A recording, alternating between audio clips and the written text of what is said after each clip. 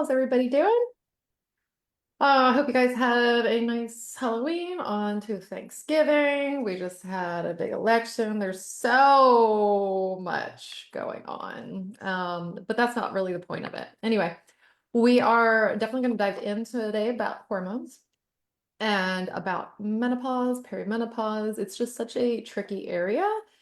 And what do you need? So like, do I need hormone replacement therapy? And I've had the awesome opportunity to work with an endocrinologist for so long. But obviously, I'm not a doctor. I am not doing tons of lab results and testing your hormones, but I do look at people's. But in general, I want to give you more of a clear path that is so much more common sense than let me look at your labs and yes, you need it. No, you don't. It's not about that. There's something that's way more clear that I'm excited to share.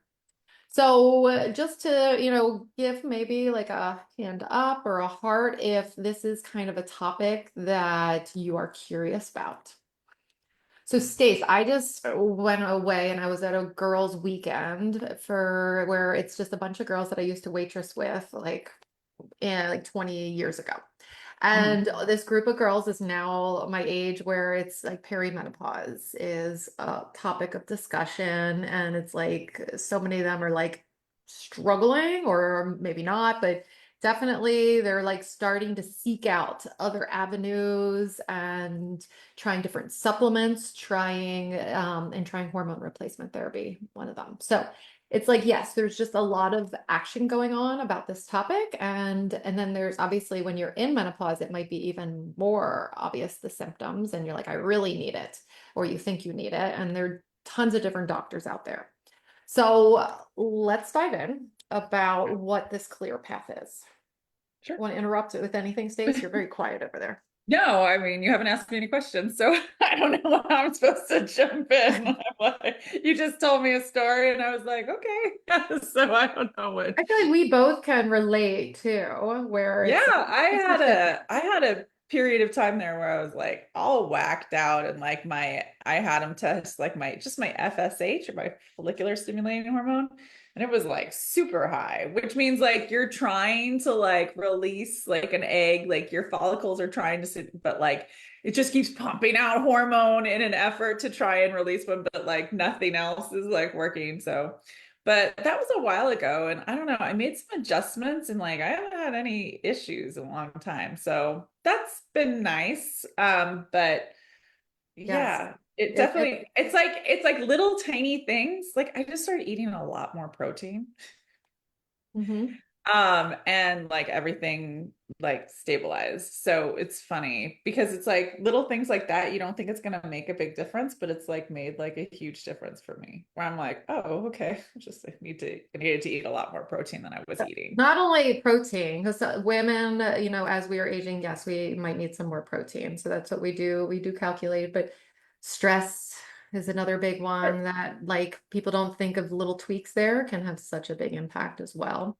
You So never know what it is. There's so many different things. For me, it was I needed more protein. mhm. So that Yeah, was you my, do exercise a lot too. So yeah, yeah. I um needed a lot more than I was eating. So So yeah. I want to kind of go through a clear approach, okay? And I think it's going to bring clarity for you where you're just like, oh, that makes sense. Okay. So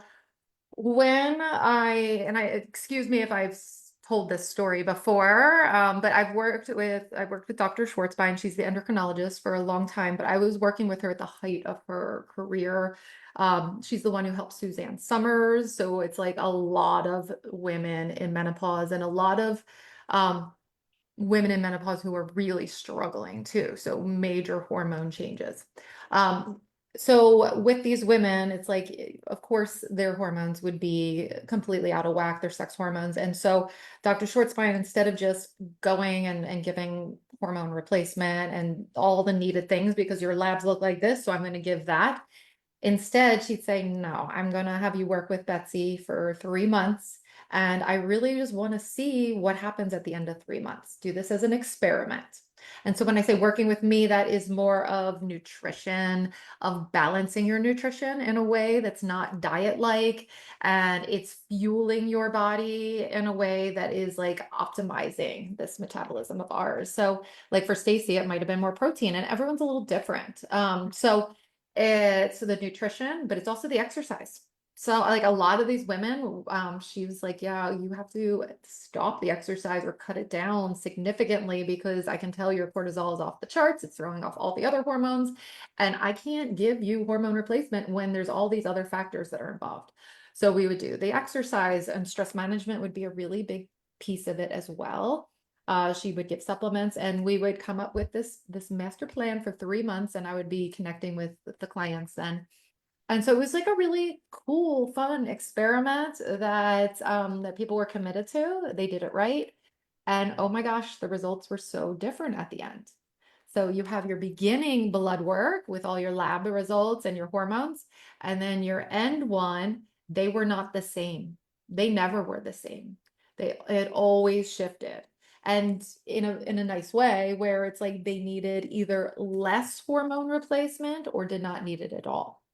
So I just want to be clear that how can like Stacy and I like recommend that? Number one, we're not doctors, so we wouldn't recommend hormones, but we can't when your metabolism is in this scary place, you know? Yeah, because you could be going to the doctor. Like, say you're in like a really stressful situation, something happened. Someone passed, something else happened, something happened, you lost Yeah. your job, whatever, right? And then you're like, oh my gosh, and on top of it, I have all these perimenopausal symptoms, blah, blah, blah. So you go to your doctor and then they do like the test and they're like, oh man, you need all this.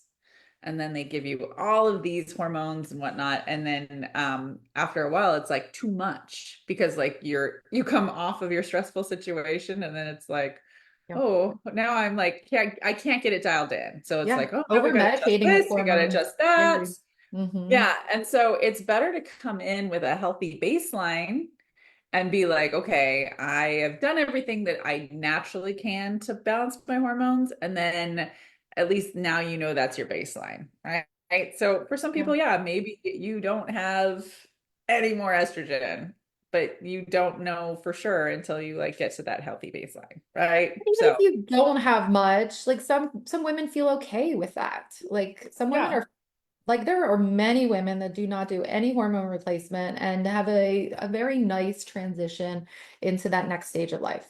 And that is great. And some women are going to really not want to take hormones. And this, obviously when we're talking about hormones, we're talking about more natural bioidentical hormones. Um, so if I just believe that there is zero like downfall in figuring out your healthy baseline. Right. So even if you add HRT or MRT, whichever you want to call it, um, whatever you add, like to have a healthy baseline, there's no, whether you add it or not, there's no downside to just being healthier. Like there's no downside to that, right? So yeah, just managing your stress, eating a healthy diet, having a reasonable amount of exercise, right? So not over exercising and not under exercising. Good Um, balance of exercise. yeah, to have that balance and to have the stress management and have the organization of your life, there's really no downside to all of that, right?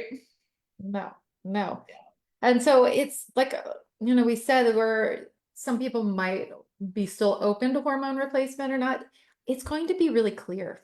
After you do this, you can definitely get labs, and it's nice to have the actual markers of your labs and keeping tabs of that through the years. But like you will know.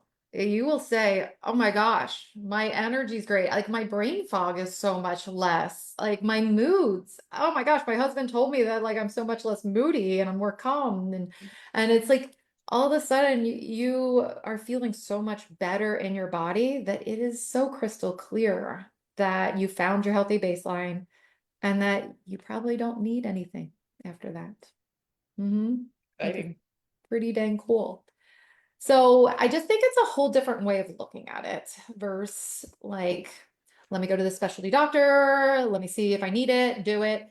It's more of a common sense approach to health in general, but definitely for hormone replacement therapy. And, even just, I guess you could say, like, I just talked to somebody who is, about to possibly go on to medication for diabetes. Their A1C keeps on raising no matter what they are doing. So their blood sugar balance is up.